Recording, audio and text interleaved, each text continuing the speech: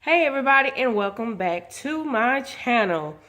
So the video today is going to be about the national anthem because there is still some confusion on why people would kneel during the national anthem, and even though it is their right to, they're still complaining about it.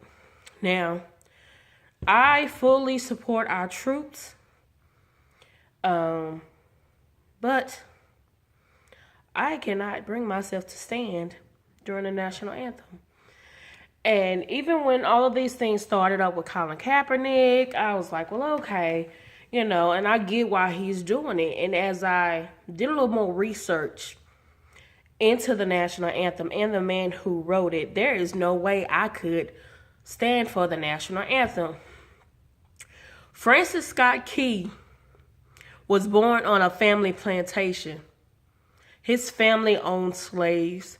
He owned slaves. He set some of his slaves free, but then turned around and fought against abolitionists and those who produce anti-slavery rhetoric or news or paperwork. So you're talking about somebody who wrote the land of the free and the home of the brave, but he owned slaves and fought against those that fought against slavery. So why should a song like that be our national anthem? Now, I want to read to you the lyrics. I have my tablet here, so I want to make sure I get this exactly right.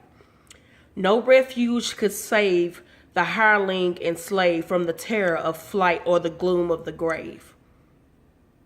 I'll read it again for those that missed it. No refuge could save the hireling and slave from the terror of flight or the gloom of the grave. And the star-spangled banner in triumph doth wave over the land of the free and the home of the brave. If what that meant was basically slaves and people that decided to fight for the British during that time period was still going to die, because he felt that they betrayed the country of the United States, who at that time I believe was fighting for their freedom against the British. Now, how can your country fight for its freedom when it invaded another country, committed genocide against 90% against the indigenous population, and then enslaved a whole nother group of people, and then was upset when they decided to fight for the other side?